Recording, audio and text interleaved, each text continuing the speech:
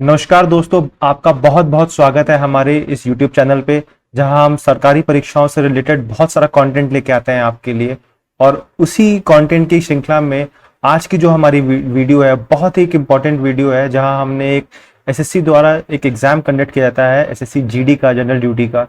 उसका हमने एक जो है चीर फाड़ कर दी है उस एग्जाम की, हमने जीएस सेक्शन की। हमने बस ये देखा है कि इस सेक्शन में एग्जाम्स के जो पैटर्न है वो कैसा है, जो मेनली क्वेश्चंस कौन से सेक्शन से पूछे जाते हैं, आज हम उस बारे में कंप्लीटली बात करेंगे। तो इसलिए इस वीडियो को पूरा देखिएगा, आधे में छोड़ने का कोई फायदा नहीं है। ठीक है, अंत तक देखेंगे, अंत तक बने रहेंगे और हम पूरी कोशिश करेंगे कि आपके दिमाग में ये चीजें हम अच्छे से समझा सकें आपको। ठीक है, आपके दिमाग में चीजों को फिट कर दें कि भाई हमें पढ़ना क्या है, हमें हार्ड वर्क नहीं करना, हमें स्मार्ट वर्क करना है। ठीक है, तो चलिए स्टार्ट करते हैं। आप बात करें, देखिए एसएससी का जो जीडी का एक जो एग्जाम है, ठीक है, एसएससी कई एग्जाम्स कंडक्ट करता है, एसएससी सीजीएल करता है, सीएचएसएल करता है, एमटीएस के। अगर आपने मेरी पुरानी वीडियो ना देखी तो प्लीज जाएं और एमटीएस की वीडियो देखें, हमने वहां उसके लिए भी एक एनालिसिस, बहुत अच्छा एनालिसिस किया हुआ है। तो एमटीएस का एग्जाम भी एसएससी कंडक्ट करता है। उसी तरीके से एक जीडी का एग्जाम होता है, जहां पे आप सीएपीएफ के लिए, जो सेंट्रल आर्म्ड पुलिस फोर्सेज होती हैं, उनके लिए जो है एसएससी जीडी का एग्जाम कंडक्ट किया जाता है। ठीक है, तो इससे पहले कि हम आगे बढ़े, थोड़ा बहुत अपने बारे में बताना चाहूंगा। मेरा नाम है विशाल सिंह। आप अगर देख सकते हैं अपनी स्क्रीन पे कि मैंने एसएससी 2014 में सीजीएल का जो एग्जाम होता है, कॉमन ग्रेजुएट लेवल का, उसको क्वालिफाई किया था और उसमें मेरी ऑल इंडिया रैंक 804 थी और मुझे उसके थ्रू एग्जामिनर की पोस्ट मिली थी। ठीक है, जो central board of indirect taxes and customs में एक इंस्पेक्टर की पोस्ट होती है कस्टम्स के लिए। उसके बाद मैंने 2014 का एग्जाम सीजीएल का दिया था, जिसमें मुझे असिस्टेंट ऑडिट ऑफिसर की पोस्ट मिली थी सीएजी में। और उस साल ये पोस्ट, मैं आपको बताना चाहूंगा कि ये ग्रुप बी गेस्टेड पोस्ट है और उस साल ये पोस्ट नई नई इंट्रोड्यूस हुई थी, तो एक क्रेज था, तो जिसके लिए मैंने इसको जो है अपनी प्रेफरेंस में डाला और मुझे ये चीज अलॉट हुई थी। उसके अलावा मैं पिछले 5 साल से जो है काफी सारे स्टूडेंट्स को जीएस, और अगर हमने जीए की बात करें, एसएससी या फिर बाकी वनडे एग्जामिनेशन की, उनके लिए प्रिपेयर करता आ रहा हूँ, एग्जाम को अप्रोच करने का तरीका समझाता आ रहा हूँ। क्योंकि देखिए काफी लोगों के दिमाग में बहुत सारी बातें होती है कि जीएस तो हवा में एसएससी सवाल पूछती है या कोई भी कमीशन सवाल पूछ लेती है। तो लेकिन अगर आप ध्यान से देखेंगे तो सिलेबस है, ये हमारी मानसिकता है कि हम सोचते हैं कि जिस तरीके से मैथ्स में हमें टाइप्स मिल जाते हैं, इंग्लिश में हमें चैप्टर्स मिल जाते हैं, वैसे जीएस में हमारे साथ क्यों नहीं होता। तो उसी धारणा को ब्रेक करना है। हमारी इस वीडियो का जो मेन एक एम है वो यही है कि हम इस धारणा को ब्रेक करना चाहते हैं कि नहीं, हवा में कुछ भी नहीं है। एक अनसर्टिनिटी फैक्टर मैं जरूर कहूंगा होता है, लेकिन ऐसा नहीं है कि हम उसको छोड़ जाएं। आप ये देखिए, जीएस का सेक्शन सबसे ज्यादा स्कोरिंग सेक्शन होता है, ठीक है, और सबसे कम टाइम लगता है। तो इससे अच्छा क्या होगा, आप 1 सेकंड में, आपको पता है आप इसको जानते हो या आंसर या नहीं जानते हो, और जो आपके 10 सेकंड उसमें बचे हैं वो आप मैथ्स में एक क्वेश्चन को सॉल्व करने में लगा सकते हैं। ठीक है, तो चलिए आते हैं अपने वीडियो पे वापस और ध्यान देते हैं कि एसएससी जीडी का पैटर्न कैसा है। ठीक है, इसके लिए अगर आप ध्यान देंगे तो मैंने एक जो है पिछले पेपर्स को एनालाइज किया और मैंने उनको सेक्शन वाइज बांटा है आपके लिए। ठीक है, तो आप ध्यान से देखिए, मैंने एसएससी जीडी का 18 फरवरी का जो है 2019 का एक क्वेश्चन पेपर उठाया और मैंने उसको आपके लिए एनालाइज किया है। तो अगर आप क्वेश्चन देखेंगे तो उसमें हिस्ट्री के आते हैं 3 क्वेश्चन, ज्योग्राफी के 3, पॉलिटी के 3 और कल्चर से 2। ठीक है, उसके अलावा books, author, sports, economics, miscellaneous 3। ठीक है, विटामिन डिजीज और केमिस्ट्री से 2। तो अब देखिए, आप क्वेश्चन समझ रहे हैं। मैंने आपसे जो कहा था ना कि कुछ चीजें अनसर्टेन होती हैं, वो अनसर्टेन ये सेक्शन में आ जाती हैं।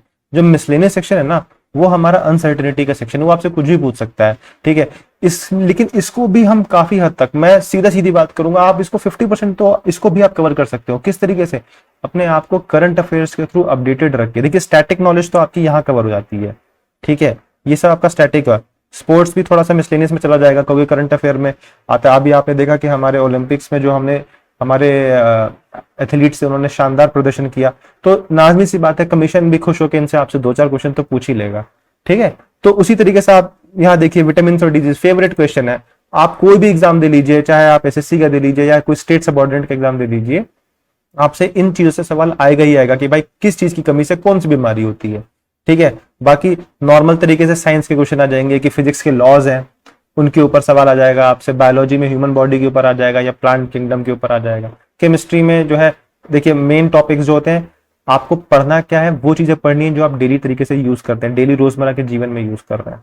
ठीक है, तो इसके बारे में हम बात करेंगे, पहले एग्जाम देख लेते हैं। तो अगर आप क्वेश्चन देखिए, ठीक है, हिस्ट्री के 3, ज्योग्राफी के 3, पॉलिटी के 4 और इकोनॉमिक्स के 3, कितने हो गए? 3 3 6 4 10, ये 13 क्वेश्चन हो गए। आते हैं क्वेश्चन पेपर में, जो हमारे क्वेश्चन आते हैं एग्जाम में वो आते हैं 25, और उसमें से भी 13 क्वेश्चन तो स्टैटिक से आ रहे हैं। अब स्टैटिक में भी मैं अगर आपको 2-4 चीजें और बोल दूं, ये कल्चर को भी तो जोड़ दीजिए, कल्चर तो स्टैटिक ही है, कल्चर कौन सा रोज डेवलप हो रहा है, ये तो सदियों में डेवलप होता है ना। फिर तो ये भी, उसके बाद आप थोड़ा बहुत अगर आप देखें तो इसको विटामिन और डिजीज को भी जोड़ दीजिए, इसको क्यों छोड़ेंगे? तो इस तरीके से 16 क्वेश्चन के आसपास तो आपके स्टैटिक डेटा से आ रहे हैं। और हम कहते हैं कि भाई एग्जाम में बहुत सारी अनसर्टेनिटी है। नहीं, अनसर्टेनिटी इतनी नहीं है जितना हमने दिमाग में हवा बना रखा है। बस ये हमारे लिए एक एस्केप रूट होता है कि हम सोचते हैं यार जीएस छोड़ दो। नहीं, जीएस नहीं छोड़ने है, एक एक नंबर इंपॉर्टेंट है। एम हमेशा, आप 100 एम करोगे तो 99 आएगा, या हमेशा याद रखना। ठीक है, 99 एम करोगे ना तो 91 चला जाएगा। इसीलिए तो मैंने आपके लिए इस एग्जाम को एक बार दिखा दिया। तो देखिए हमारे को क्या करना है, हमारे को रियलिस्टिक अप्रोच है। मैंने आपको अपनी पिछली वीडियो में ये समझाया था, और अप्रोच चेंज नहीं करते एग्जाम को देखते हुए। अप्रोच में स्लाइड चेंज आता है, कोई ड्रास्टिक चेंज कभी भी नहीं आता। ठीक है, खासकर वनडे एग्जामिनेशन के लिए। जब सब्जेक्टिव होता है, अगर आप यूपीएससी जैसे एग्जाम लिख रहे हो, स्टेट पीसी जैसे एग्जाम लिख रहे हो, तो अलग बात है। ठीक है, तो वो अलग बॉल गेम है। लेकिन यहाँ पे अप्रोच स्लाइटली चेंज होती है, ड्रास्टिक चेंज नहीं करते। हमारा एम है 25 में से 17 से 18 क्वेश्चन सही करना। ठीक है, सही करने की बात है, अराउंड 60% में क्वेश्चन सही करने की बात कर रहा हूं। ठीक है, बहुत होता है। ठीक है, तो इस चीज को पकड़ेंगे किस तरीके से? हिस्ट्री के थ्रू पकड़ेंगे, ज्योग्राफी के थ्रू पकड़ेंगे, पॉलिटी के थ्रू पकड़ेंगे, इकोनॉमिक्स और कल्चर, और विटामिन और डिजीज थोड़ा बायो का जो पोर्शन है। ठीक है, आप कोशिश करके देख लीजिए, 13 से 16 क्वेश्चन तो यहीं आ रहे हैं। ठीक है, उसके अलावा अगर आप बुक्स और ऑथर्स और स्पोर्ट्स को जोड़ देंगे तो इससे आपको 1 से 3 तक क्वेश्चन मिल जाएंगे। कई बार 4 भी हो जाते हैं, कोई नई बात नहीं है, लेकिन 1 से 3 के बीच में रहेगा ही रहेगा। ठीक है, ऐसा रहता है। ठीक है, आइए अगला आपके लिए एक पेपर और एनालाइज किया हुआ है मैंने। उससे पहले देखिए, हमने जो पिछला पेपर आपसे भी डिस्कस किया था, उसका मैंने आपके लिए एक पाई चार्ट बनाया है। पाई चार्ट की इंपॉर्टेंस यहाँ पे इसलिए ताकि आपके दिमाग में छवि बैठ जाए कि भाई कौन से सेक्शन से कितने क्वेश्चन आ रहे हैं। ठीक है, ज्यादा मेजरली वो कौन से सेक्शन को आ रहा है, ताकि अगर ऐसी एक सिचुएशन आ भी जाती है कि आपको किसी सेक्शन को छोड़ना पड़ेगा, तो आपके दिमाग में ये मालूम हो कि हाँ ये वाला जो पोर्शन है ना, इसको मैं भी छोड़ सकता हूँ, क्योंकि मेरे को स्कोर करना है। मुझे ये किसी ने नहीं कहा कि मुझे 25 में से जो 18 नंबर लाने हैं तो मुझे हिस्ट्री के 3 के 3 ठीक ही करने हैं। नहीं, मुझे 18 नंबर लाने हैं, मुझसे बाकी कोई मतलब नहीं है। ठीक है, तो और मेरे कोई दोस्त अगर उनको अपनी मैथ्स अच्छी करनी हो तो यहाँ 25 जो है वो 100% है। एक मिनट, 25 जो है यहाँ पे 100% है। ठीक है, वो अब बाकी के परसेंटेज तो निकाल ही लेंगे कि 12% कितना होता है, 8% कितना है, 4% कितना है। ठीक है, तो वही आएगा, जो जो क्वेश्चंस यहाँ पे हैं वही आएंगे, जो हमारे क्वेश्चंस के नंबर्स यहाँ पे हैं वही क्वेश्चंस बार बार रिपीट होंगे। ठीक है, कुछ सैंपल क्वेश्चंस दिखा देता हूं मैं आपको, जो हमने पेपर अभी एनालाइज किया है उसके, ताकि आपको भी तो आइडिया लगे कि भाई हमें पढ़ना कितना डेप्थ में है। ये तो नहीं है कि मतलब हमसे पूछा जाएगा ऊपरी सतह तक और हम जो है धरातल में डुबकी लगा रहे हैं, उसकी जरूरत नहीं है ना। हमें स्मार्ट वर्क करना है, बार बार बोल रहा हूँ, स्मार्ट वर्क करेंगे, छोड़ना नहीं है कुछ भी। तो देखिए क्वेश्चन ये कह रहा है कि which article of the Indian constitution covers the fundamental rights against exploitation. तो हमारे ऐसे मूल अधिकार जो कि एक्सप्लॉयटेशन, शोषण के अगेंस्ट बात करते हैं, सबको पता है। 23-24 कैसे पता है? पढ़ना पड़ेगा भाई, ऐसे नहीं पता लगेगा, पढ़ना पड़ेगा। ठीक है, उसके अगला क्वेश्चन देख लेते हैं। Where and against to which country did Sachin Tendulkar score is 100th century. अब जो क्रिकेट के मेरे दोस्त फैन होंगे उनको तो पता होगा, बांग्लादेश के अगेंस्ट हुई थी।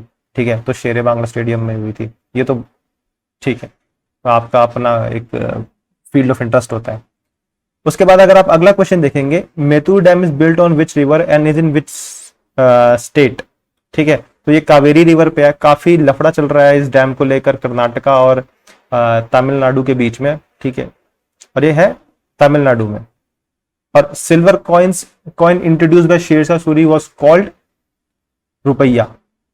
तो इस तरीके के क्वेश्चन है, आप नोटिस करेंगे, ठीक है। ये क्वेश्चन ज्यादा डिटेल में नहीं है, ये क्वेश्चंस जो है बहुत ऊपरी चीजों को कवर कर रहे हैं।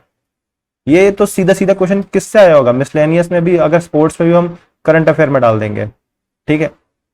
उसके बाद ये अगर हम सारे उधर समय हिस्ट्री में पढ़ने ही पड़ेंगे, हर रूलर ने कुछ ना कुछ यूनिक किया होगा, तो उसका शेरशाह सूरी की बात करें तो उन्होंने क्या किया था, एक नया सिल्वर कॉइन इंट्रोड्यूस किया था, उसका नाम रुपया रखा गया। उसके बाद अगर पॉलिटी की बात करेंगे तो पढ़ने का तरीका मैं आपको बताऊंगा, अभी इस वीडियो में बताऊंगा, चिंता मत करिए, ठीक है।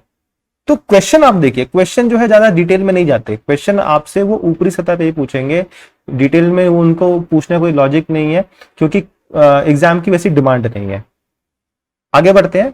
तो अगर आप ये देखिए, अब ये दूसरी शिफ्ट का पेपर है, शिफ्ट 2 का पेपर है, फिर से देखिए, हिस्ट्री 3, ज्योग्राफी 3, पॉलिटी 3, 9 तो यही होगा, ठीक है। मैंने आपको कहा था बुक्स और ऑथर और स्पोर्ट्स से जनरली कितने आते हैं, 1 से 3 आते हैं, यहाँ 3 आ गए, ठीक है। उसके बाद इकोनॉमिक्स से 3 आ रहे हैं, मिसलेनियस से 3 आ रहे हैं, कल्चर से 2 आ रहे हैं, विटामिन से 1 आ गया। तो आप कुल मिला के देखिए, ये तो पूरा का पूरा पेपर ही हमको पता लग रहा है। मिसलेनियस को आप छोड़ दो, इकोनॉमिक्स 3, ठीक है, और कल्चर 2, तो 9 3 12, 12 3 18, ये तो 20 क्वेश्चन आ रहे हैं ऐसे तो, ठीक है। सॉरी 17 हो गया ये तो, ठीक है। और यहां से अगर आप 2 जोड़ देंगे तो 9 3 12 15 17, और ये 2 जोड़ दिए थे तो 19 क्वेश्चन। 25 में से 19 क्वेश्चन जो है हम आराम से ट्रैक कर सकते हैं कि हाँ भाई ये कहां से आ रहे होंगे। और हम कहते हैं कि भाई बहुत ज्यादा अनसर्टेनिटी है, कोई अनसर्टेनिटी नहीं है, हमारे दिमाग में अनसर्टेनिटी है। ये जो भ्रम पैदा किया गया है ना टीचर्स द्वारा, बच्चों द्वारा, कि अरे क्यों जीएस पढ़नी है, अरे जीएस नहीं पढ़ोगे तो रैंक कैसे उछलेगी, रैंक ऊपर लानी है, नीचे नहीं लानी है, बार बार थोड़ी एग्जाम देखना होता है। आइए इसका एनालिसिस देख लीजिए। तो ये भी हमने यहाँ पे एक पाई चार्ट मैंने आपके लिए फिर से बनाया हुआ है, वही प्रोसेस है, आपको समझ में आ जाए, आपके दिमाग में छवि बन जाए कि भाई कौन से सेक्शन से कौन सा सवाल ज्यादा पूछा जा रहा है। कुछ सैंपल क्वेश्चन देख लेते हैं। अब हमने पेपर की बात की है तो भाई सैंपल क्वेश्चन तो देखना जरूरी है ना। सवाल, किस स्पोर्ट से डूरेंट कप का एसोसिएशन होता है, football, hockey, tennis, cricket. Answer है फुटबॉल, एकदम स्टैटिक है। कई मेरे दोस्त जो कोई भी किताब को रेफर कर रहे हो और उन्होंने स्टैटिक स्पोर्ट्स का सेक्शन पढ़ा होगा ना, उसमें आपको ये सवाल, ये बिल्कुल आसानी से डिटेल दिख जाएगी। उसके बाद विच institution is responsible for calculating the GDP of India. देखिए ये है थोड़ा सा ट्रिकी क्वेश्चन, क्योंकि जिन लोगों ने, अब होता क्या है, कोई इकोनॉमिक्स पढ़ता है वो कहता है जीडीपी, जीडीपी की पूरी डेफिनेशन पढ़ डालते हैं, जीडीपी क्या है, जीडीपी, एनएनपी सब कुछ पढ़ डालते हैं, डिप्रिसिएशन सब कुछ देख लेंगे, लेकिन यही नहीं देखते कि कंट्री के रिस्पेक्ट में वो डेटा जारी कौन करेगा, ठीक है। तो वो सीएसओ करती है। बताता हूँ कैसे पढ़ना है इन चीजों को भी, परेशान मत होइएगा। उसके बाद sanitation is more important than independence. हमको सबको पता है कि गांधी जी ने ये बातें कही थी, गांधी जी ने जो है सफाई के ऊपर बहुत ज्यादा उनका जोर था, तो फिर सैनिटेशन बहुत ज्यादा जरूरी है, तो गांधी जी ने कहा होगा। फिर आता है एक घुमाने वाला क्वेश्चन, जो जानबूझ के मैंने आपको दिखाया है कि देखिए ऐसे क्वेश्चंस का आप कुछ नहीं कर सकते, ठीक है। कोई बहुत विद्वान दोस्त होगा मेरा जिसने सारी किताबें पढ़ डाली होंगी, वो बता पाएगा कि bedaquiline drugs was developed to treat which of the following disease. अब देखिए एमडीआर टीबी, कहना बहुत आसान है कि आंसर एमडीआर टीबी है, लेकिन मैं भी जानता हूं कि एग्जाम के समय किसी मेरे दोस्त को ये याद नहीं आना, या मुझे खुद नहीं आना, तो इसीलिए कहता हूं एम 17 to 18 नॉट 25। 25 एम करेंगे ना तो सिर घूम जाएगा, सारी किताबें पढ़नी पड़ेंगी, कोई फायदा नहीं है, ठीक है। करना है लेकिन समझदारी से करना है, ठीक है। बोला ना स्मार्ट वर्क हार्ड वर्क नहीं, स्मार्ट वर्क। फिर हमने शिफ्ट 3 का पेपर एनालाइज किया, ठीक है। शिफ्ट 3 में भी आप देखोगे तो 3 क्वेश्चन हिस्ट्री के, 1 ज्योग्राफी का, 4 पॉलिटी के, स्पोर्ट्स से 2, ठीक है, कल्चर से 1, विटामिन से 1, केमिस्ट्री से 2। इनको काउंट कर लीजिए। अगर मैं केमिस्ट्री हटा भी दूं ना तो 3 और 1 4, 4 4 8 10 11 12, मतलब 50% तो आपका यही कवर हो गया। उसके बाद आपने जो पढ़ा होगा वहां आपकी हेल्प आएगी। अगर मिसलेनियस में 8 आ रहे हैं क्वेश्चन, अब देखिए मिसलेनियस का खेल, यहाँ खेला हो भी हो जाता है, ठीक है, यहाँ गेम पलट जाएगा। क्यों भाई खेला हो भी हो रहा है, 8 क्वेश्चन तो आ गए। आपको क्या लगता है सारे के सारे ये ऐसे उल्ट सुलट क्वेश्चन पूछ लेंगे? नहीं, इसमें से कम 4 क्वेश्चन ऐसे होंगे ना जो करंट अफेयर से होंगे, जो हाल ही में कोई चीज ऐसी घटना घटी होगी उससे रिलेटेड पूछ लेंगे। डायरेक्टली नहीं पूछेगा, इनडायरेक्ट वे में पूछ लेगा, लेकिन पूछेगा उसी तरीके से। समझ रहे हैं आप? मैं आपको छोटा सा एग्जांपल दे देता हूँ, ठीक है। अभी जब ट्रम्प भाई साहब भारत आए थे तो उनका एक कार्यक्रम हुआ, एक स्टेडियम में हुआ। वो स्टेडियम है नरेंद्र मोदी क्रिकेट स्टेडियम, ठीक है, अहमदाबाद का है। अब आपसे सवाल क्या पूछेगा कि दुनिया का सबसे बड़ा क्रिकेट स्टेडियम कौन सा है? कुछ आपको ऑप्शन दे देगा, ए में दे देगा एमसीजी मेलबर्न क्रिकेट ग्राउंड, दूसरा दे देगा आपको कैलकाटा वाला हमारा अपना ईडन गार्डन्स, सी दे देगा आपको लॉर्ड्स, ठीक है, और डी दे देगा आपको वानखड़े, ठीक है। अब जिन मेरे दोस्तों को ये पता ही नहीं होगा वो कहेंगे अरे यार, बहुत पहले से एमसीजी है, 80,000 लोग बैठ जाते थे एक बार में, हमने तो वो एमसीजी में एक बॉक्सिंग डे टेस्ट मैच भी होता है वो देखा है, तो एमसीजी होगा। सॉरी, यहाँ पे तो एक ऑप्शन तो हमारा वैसे ये वाला होना चाहिए था ना, नरेंद्र मोदी क्रिकेट स्टेडियम। तो लेकिन जब से ये स्टेडियम बना है तब से ये हो चुका है। अब ये जिनको पता नहीं वो एमसीजी मार्क करके आ जाएंगे, जिन्होंने थोड़ा बहुत भी पढ़ा होगा, अपने आप को करंट अफेयर से अपडेट करते होंगे, हमारे चैनल को फॉलो कर रहे होंगे, ठीक है, उनको ये पता होगा कि भाई नरेंद्र मोदी क्रिकेट स्टेडियम है आंसर इसका। तो मेरा कहने का फोकस ये है कि आपको इस तरीके से सारे क्वेश्चन मिसलेनियस में एकदम जो है उड़ती परी नहीं दिखाएंगे, ठीक है, कुछ ना कुछ तो आपको भी ज्ञान में होगा उस समय। अगर उसी तरीके से शिफ्ट 3 की बात कर रहे हैं, क्या चार सारे वही परसेंटेज हमने आपके लिए डिवाइड कर रखा है कि भाई किस सेक्शन से कितने क्वेश्चंस आ रहे हैं। यहाँ मिसलेनियस की क्वांटिटी थोड़ी ज्यादा हो चुकी है, 32% हो चुकी है, क्योंकि 8 क्वेश्चन आए हैं, समझे। कुछ क्वेश्चंस और देख लो। अब हमने जब तीसरा शिफ्ट भी एनालाइज कर रहे हैं तो क्वेश्चन भी तो देखेंगे ना। अच्छा, moon walk the famous dance move is associated with, देखिए ये तो बहुत स्टैटिक डेटा है, क्योंकि जो हमारी जनरेशन के लोग होंगे जिन्होंने माइकल जैक्सन को देखा है उनको मालूम होगा कि हर कोई कॉपी करता है माइकल जैक्सन को, उनकी क्या एक फेमस डांस था मून वॉक, तो ये मून वॉक उनका है। उसके बाद विच of the following is not a green house gas, इतना स्टैटिक क्वेश्चन है, कोई बच्चा भी जो भी अपने एक गवर्नमेंट एग्जाम की, एक सरकारी एग्जाम की तैयारी कर रहा होगा और उसने नॉर्मल किताबें पढ़ी होंगी, वो इस सवाल का जवाब देगा, क्योंकि ग्रीन हाउस गैसेस हमें पता है कौन कौन सी होती हैं, ये सारी हैं, ये नहीं है, आर्गन नहीं है, ये तो कैसी है, ये इनर्ट गैस है, ये तो रिएक्ट ही नहीं करती। एक सवाल, भारतीय जनसंघ की स्थापना किसने की, तो वो एसपी मुखर्जी जी ने की। ये चीजें आपको हिस्ट्री की जो है थोड़ी बहुत किताबों में मिलेंगी, पढ़ना कैसे वो बताऊंगा, टेंशन नहीं खाने का। किसने कहा कि डैम्स जो है वो टेम्पल्स ऑफ मॉडर्न इंडिया है, ये तो बहुत बहुत बार आपने टीवी भी सुना है, जगह जगह पढ़ा भी होगा, जो है हमारे भारत के पहले प्रधानमंत्री श्री पंडित जवाहरलाल नेहरू। समझे? थैंक यू नहीं है अभी, अभी ये थैंक यू नहीं करूंगा, अभी पीछे आएंगे और आपको समझाऊंगा पढ़ना कैसे है। पढ़ना इस तरीके से है कि क्योंकि एग्जाम इतना डिटेल में नहीं है तो पढ़ेंगे भी हम जो है कवर वाइज पढ़ने का मतलब क्या है कि हिस्ट्री से शुरू करेंगे, और खासकर देखिए आपको फोकस किस में करना है, मैं आपको सेक्शन वाइज लेके चलता हूँ, ठीक है, तब आपको अच्छे से समझ में आ जाएगा। हिस्ट्री से शुरू करता हूँ। हिस्ट्री में आप एंशिएंट पे ज्यादा जोर नहीं देंगे, ठीक है, एंशिएंट पे ज्यादा जोर नहीं देना है, आपको मेन फोकस करना है मॉडर्न पे और मिडीवियल पे, ठीक है। मॉडर्न और मिडीवियल पे इसलिए आपको ज्यादा फोकस करना है कि देखिए एंशिएंट हिस्ट्री में ना कॉन्सेप्चुअल क्वेश्चन ज्यादा बनते हैं, लेकिन मॉडर्न और मिडीवियल में वन डे एग्जाम के हिसाब से जो है ना फैक्ट के क्वेश्चंस बनते हैं कि क्विट इंडिया मूवमेंट किसने स्टार्ट किया, कब स्टार्ट हुई, या नॉन कॉपरेशन मूवमेंट कब कब स्टार्ट हुई, या फंडामेंटल राइट्स की बात भारत में पहली बार कब की गई। तो ऐसे क्वेश्चंस आते हैं मिडीवियल में, देखिए क्योंकि जितने शासक आए हैं ना, हर शासक ने कुछ ना कुछ किया है, तो अगर आप हिस्ट्री को पढ़ेंगे भी तो आपको डिटेल में हिस्ट्री नहीं पढ़नी, आपको हिस्ट्री ऐसे पढ़नी है कि अगर कोई व्यक्ति आया है, उसने कुछ काम किया है, ठीक है, तो पर्सन, उसके बाद उसका उसका वर्क, ये पढ़ना है आपको। आपसे ये पूछा जाएगा, सवाल ऐसे भी पूछ सकता है आपसे कि नेपोलियन ऑफ इंडिया किसे कहते हैं, तो समुद्रगुप्त गुप्त को कहते हैं, गुप्त डायनेस्टी के। तो हमको एक ज्यादा डिटेल में नहीं जाना कि भाई क्यों कहते हैं, अब ये कोई यूपीएससी एग्जाम थोड़ी है, हमें जितना पढ़ना है इतना पढ़ना है कि ये कहा जाता है। तो आप अगर कोई भी मेरे दोस्त जो इस एग्जाम को टारगेट कर रहा है और अगर वो अपने नोट्स को प्रिपेयर कर रहा है, तो आप सीधी सीधी लाइनें लिखते जाएंगे, इनको ये कहा गया, इनको ये कहा गया, ठीक है। ज्यादा डिटेल में नहीं जाना कि किसने कहा, क्यों कहा, ये कुछ नहीं करना, आपको सिर्फ पढ़ना है इनको कहा क्या गया। इसी तरीके से अगर मैं आपको बताऊं, किसी अभी एक क्वेश्चन आया था पीछे कि सिल्वर कॉइन इशू किया शेरशाह सूरी ने, उसे क्या नाम दिया? तो रुपया नाम दिया। उन्होंने किसके खिलाफ जंग लड़ी? इनके खिलाफ जंग लड़ी। कहां पे? कन्नौज की लड़ी। कन्नौज की लड़ाई लड़ी कब लड़ी? तो 1539 में लड़ी। तो आपको इस तरीके से पढ़ना है, आपको डिटेल में नहीं जाना। और इनके छोटे छोटे ना आप क्या करेंगे, एक टॉपिक लिखेंगे, उसमें ये फैक्ट्स को लिखते जाएंगे पॉइंट वाइज, और बस उसको वहीं क्लोज कर देंगे, ज्यादा डिटेल में उसको लिखने की जरूरत नहीं है। उसी तरीके से ज्योग्राफी की बात करते हैं। अब देखिए ज्योग्राफी में क्या करना है ना आपको, ज्योग्राफी में आपको मैंने अपनी पिछली वीडियो में ये चीज बताई है।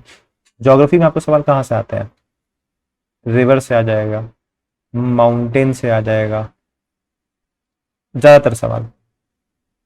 उसके बाद आपसे जो है क्लाइमेट पूछ सकते हैं। तो और आपको फोकस किस पे करना है? भारत पे फोकस करना है।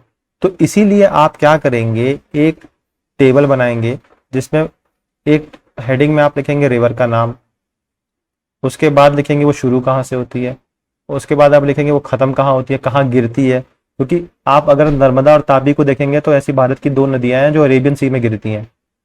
बे ऑफ बाकी सारी नदियां बे ऑफ बंगाल में गिरती हैं। क्यों? क्योंकि वेस्टर्न घाट थोड़ा सा ऊपर है और ईस्टर्न घाट थोड़ा सा नीचे है, तो एक स्लोप बन जाता है। तो नाजमी सी बात है, पानी की बूंद यहाँ रखोगे तो इधर ही जाएगी ना। लेकिन सिर्फ दो ऐसी नदियां हैं, नर्मदा और तापी, जो इधर गिरती हैं। तो ऐसे सवाल एग्जाम में पूछे जाते हैं आपसे, क्योंकि एक्सेप्शन है। तो इसीलिए स्टार्ट कहाँ से होती है? नर्मदा जैसे अमरकंटक से शुरू होती है। गिरते कहाँ पे हैं ये मालूम होना चाहिए। उसके बाद उन पे डैम कौन से बने हुए हैं और वो कौन से स्टेट्स में है, मेनली इतना पढ़ लोगे तो आपका रिवर सिस्टम खत्म हो जाएगा। फिर मेनली आप माउंटेन रेंजेस, इस तरीके से भारत का एक नक्शा अपने नोट्स में नक्शा बना लीजिए, या कहीं से एक पॉलिटिकल मैप लाके ऐसे भारत का नक्शा बढ़िया सा ले आइए। मेरी ड्राइंग थोड़ी सी खराब है, तो आप ये देख लीजिए कि भाई यहाँ पे हिमालय, शिवालिक, यहाँ पे जयंतिया घारो, फिर यहाँ पे आपके कोरोमंडल कोस्ट आ जाती है, ये आपके ईस्टर्न घाट्स हो गए, ये आपके वेस्टर्न घाट्स हो गए, ये नीलगिरीज हो गए, ये अरावलीज हो गए, ये विंध्या रेंज हो गई। तो आप क्या आएगा, ये चीजें आपके दिमाग में बैठ जाएंगी, आपने इन चीजों को देखा है, समझे। हर चीज पढ़ाई वाली चीज दिमाग में नहीं बैठती, जो आपको दिख गया ना आपके दिमाग में उसकी छवि बन जाती है। तो इनको आप यहाँ लिख लीजिए, और इसी के साथ यहाँ पे इनको लिख दीजिए कि इन पे कोई अगर हाइडल पावर प्लांट है तो उसका भी मेंशन यही कर दीजिए, मैप में ही लिख दीजिए, ताकि बार बार जो है आपको किताब नहीं उठानी पड़ी। इन चीजों को यही नोटिस करके यही लिख के खत्म कर दीजिए, समझे। तो रिवर सिस्टम भी हो गया, माउंटेन्स भी होगा, क्लाइमेट आपको पता है भारत में कौन से एरिया में कैसा क्लाइमेट मिलता है, उसको भी लिख लीजिए कि भाई राजस्थान में जो है गर्मी होती है, तमिलनाडु में रिट्रीटिंग मानसून आता है, वापस जाता हुआ मानसून आता है। तो ये भी कवर हो गया हमारा।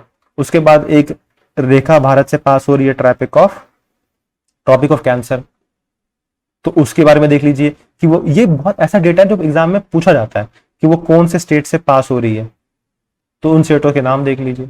या 7 सिस्टर्स हैं, ऐसा डेटा आपको प्रिपेयर करना है। ये नोट्स एक बार बनेंगे लेकिन आपको बाकी सारे एग्जाम्स में आपको हेल्प करेंगे, क्योंकि ये बहुत स्टैटिक डेटा है। हमको ये नहीं पढ़ना कि भारत का एरिया कितना है, उसको याद करने का आपको कोई फायदा नहीं है।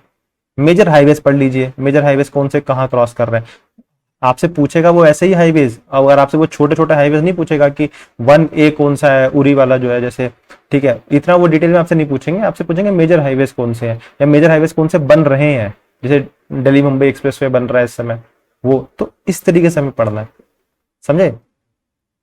अब पॉलिटी की बात करते हैं। देखिए पॉलिटी में पढ़ने का तरीका सबसे आसान है। आप शुरू करेंगे सबसे पहले, इंपॉर्टेंट एक टेबल बनाएंगे। मैं टेबल पे बहुत ज्यादा फोकस करता हूँ अपने हर एग्जाम की प्रिपरेशन में। क्यों? क्योंकि टेबल से आपको जो है ना चीजें आपके दिमाग में छवियां बनती हैं। तो इसमें भी आप एक टेबल बनाएंगे। आप सबसे पहले हेडिंग लिखेंगे आर्टिकल नंबर। तो भारत के संविधान के जितने भी इंपॉर्टेंट आर्टिकल्स हैं, 1, 2, 3, उसके बाद फंडामेंटल राइट्स वाले जो आर्टिकल्स हैं जो 12 से शुरू होते हैं 35 तक जाते हैं। उसका डायरेक्टिव प्रिंसिपल वाले जो हैं 37 से शुरू होते हैं 51 तक जाते हैं।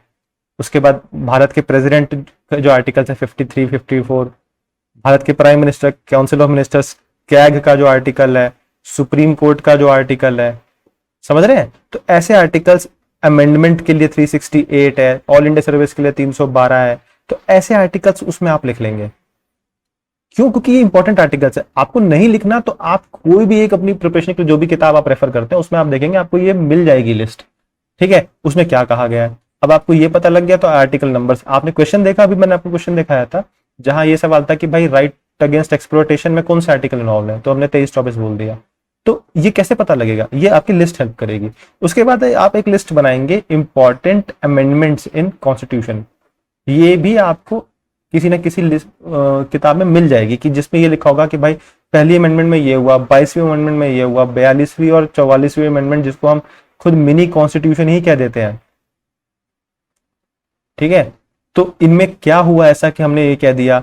उसके बाद 73rd 74th में पंचायत सिस्टम इंट्रोड्यूस हो गया, या आप अगर 85 में जो एंटी डिफेक्शन लॉ आया था, जो लोग पार्टी बदल लेते थे जब आयाराम गयाराम वाला केस हो रहा था, तो ये चीजें क्या होगा ना, आपको बन गया ना आपका टेबल। अब आपको टेबल बन गया, आपको ये पता है कि इस अमेंडमेंट में ये चेंज किया गया। कोई आपसे ये पूछ लेगा, अगर करंट अफेयर में अगर हमको इन्वॉल्व करना होगा ना पॉलिटिको, हम पूछ लेंगे भाई जीएसटी कौन सा अमेंडमेंट था, या हाल ही में एक अमेंडमेंट हुआ है जहां पे राज्यों को यह अधिकार दिया गया है कि वो अपनी ओबीसी की जो लिस्ट है वो खुद प्रिपेयर कर सकते हैं, तो वो कौन सा अमेंडमेंट है, ठीक है। तो ये होता है करंट अफेयर्स को पॉलिटी से जोड़ने का एक तरीका, समझ रहे हैं। तो हमको पढ़ना इस तरीके से है कि हम सारे एस्पेक्ट्स को कवर कर रहे हैं और इंपॉर्टेंट पॉइंट्स को पढ़ रहे हैं।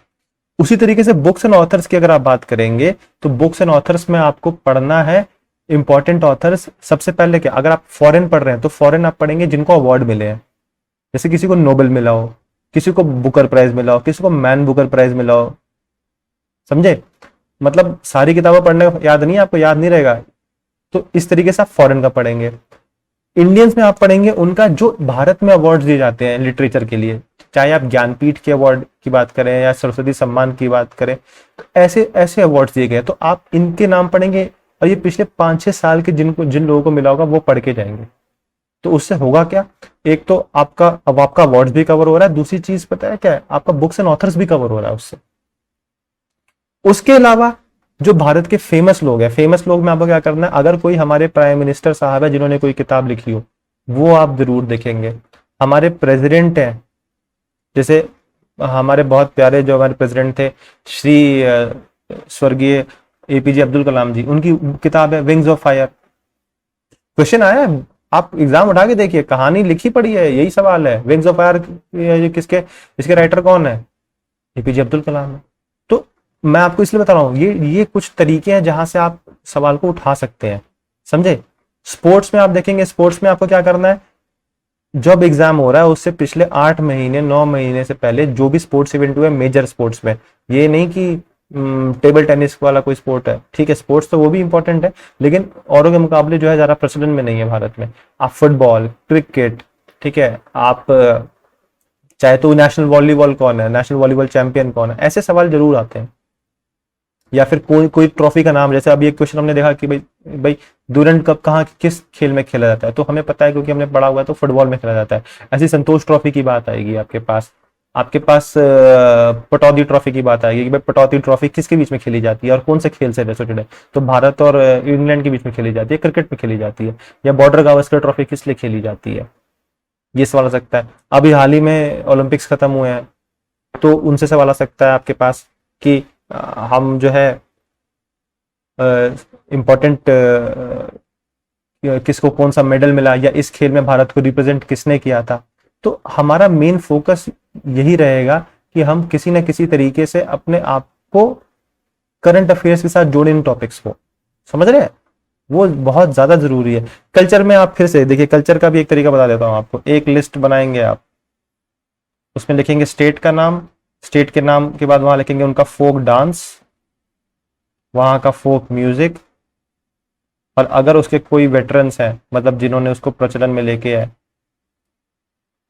बस इतना लिख लीजिए, आपका कल्चर बहुत हद तक कवर हो जाएगा। डांस और म्यूजिक फॉर्म्स ही पूछे जाते हैं, इससे ज्यादा आपसे डिटेल में वो पूछेगा नहीं, तो उसकी तो आप चिंता करिए ही मत कि भाई आपसे कुछ और पूछ रहा है, वो कुछ नहीं पूछेगा इसके अलावा। बस उसके अलावा एक लिस्ट और बना लीजिए, कैसी, बीमारियों की, कि भाई डिजीज के नाम लिखिए, किसकी कमी से होती है वो लिखिए, और या कोई ऐसी बीमारी है जो किसी पैरासाइट से होती है तो उसका नाम लिख दीजिए कि भाई ये बैक्टीरिया से होती है, ये प्रोटोजोआ से होती है, बस एक लिस्ट वो बन गई। मैं आपको वो तरीके बता रहा हूं जिससे आपका 17-18 का सपना पूरा हो जाएगा, समझे। फिर आते हैं केमिस्ट्री पे। केमिस्ट्री देखिए बहुत बड़ा सब्जेक्ट है, आप क्या क्या कवर करोगे। रिएक्शंस देख लो, displacement reaction, double displacement reaction, acid base का सॉल्ट रिएक्शन, कितना पढ़ोगे, टाइट्रेशन, ये सब थोड़ी पढ़ना है। हमें मेनली वो चीजें पढ़नी है जो हमारी डे टू डे लाइफ में यूज होती हैं। आपसे पूछ लेगा बेकिंग सोडा का साइंटिफिक नेम क्या है, ठीक है, सोडियम हाइड्रोकार्बोनेट, ठीक, या फिर प्लास्टर ऑफ पेरिस का नाम क्या है या उसका फॉर्मूला क्या है, आपसे ये पूछ सकता है। तो इस चीज के लिए क्या करना है, फिर एक लिस्ट बनेगी। देखिए लिस्ट का फोकस ये है कि सब्जेक्ट को पढ़ने में हेल्प मिल जाती है, ठीक है। और ये लिस्टें आपको कहीं नहीं जाना, आपको जगह जगह मिल जाएंगी, किसी भी किताब को उठाइए, ठीक है। अगर आप देखेंगे तो डेली यूज वाले जो केमिकल्स होते हैं ना, उनकी आपको एक लिस्ट मिल जाएगी। उसमें उनका यूज भी लिखा होगा, उनका साइंटिफिक नेम भी लिखा होगा, और उनका मॉलिक्यूलर फॉर्मूला भी लिखा होगा। तो हो गया भैया, समझे। पढ़ने का तरीका इंपॉर्टेंट है, सब कुछ कवर नहीं हो सकता। पूरी ल्यूसेंट आप पढ़ लीजिए, बहुत लोग कहते हैं भैया ल्यूसेंट पढ़ने में बड़ी दिक्कत होती है। मैं कहता हूँ आपको पढ़ने के लिए कहा किसने है पूरी ल्यूसेंट। चेरी पिकिंग करो। अगर आप कोई सेब देखने जाते हो, क्या पूरी ठेला खरीद के लाते हो, नहीं ना। सेब बढ़िया दिखा, देख तो ऐसे घूम फिर के पूरी तरफ से, फिर सेब लोगे ना। तो वो ठेला है ल्यूसेंट या कोई भी किताब, आपको उसमें से बढ़िया सेब निकालने हैं जो आपके काम का लगता है आपको, समझे। तो ये थी हमारी अप्रोच जीडी के एग्जाम की तरफ। ज्यादा डिटेल में नहीं जाना है इसमें, आपको सतह तक पढ़ना है। इसमें आपको आराम से आपका स्कोर हो जाएगा, ज्यादा टेंशन लेने की जरूरत नहीं है, ठीक है। तो अब ये हो गई हमारी जीडी की बात। आने वाली वीडियोस में हम अपने जो बाकी हमारे अपकमिंग एग्जाम्स हैं उनके बारे में भी बात करेंगे, और अच्छे से उनका भी एनालिसिस करेंगे कि उनमें क्या जरूरी है। देखिए हर एग्जाम की कुछ ना कुछ खासियत होती है, और हम उस खासियत पे ही हमारा फोकस रहता है कि मैं आपको वो बता सकूं। हमारे चैनल की यही एक मेन एम यही है हमारे चैनल का, कि हम बच्चे को राइट डायरेक्शन दिखा सके, हम उनको एक डायरेक्शन में दिखा सके। उसके बाद बच्चे को डाउट है उस प्रोसेस में, तो वो जरूर आप हमसे पूछ सकते हैं किसी भी हमारी वीडियोस में, जो है कमेंट सेक्शन में आप हमसे सवाल कर लीजिए। हम पूरी कोशिश करेंगे कि आपका जवाब, आपके सवाल का जो है बेस्ट जवाब दिया जाए, ठीक है। तो तब अगली नेक्स्ट वीडियो तक के लिए थैंक यू। मैं आशा करता हूं कि आप लोग बहुत दम लगा के, बहुत जोर से अपनी पढ़ाई को कंटिन्यू रखेंगे, क्योंकि कोविड का जो माहौल था वो धीरे धीरे कम हो रहा है। और मैं आशा कर रहा हूं कि आने वाले महीनों में जो है एग्जाम्स का जो प्रोसेस है वो थोड़ा सा तेज होगा। तो आप लोग को भी अपनी कमर कसनी है और अच्छे से पढ़ाई करनी है दम लगा के। चलिए, थैंक यू।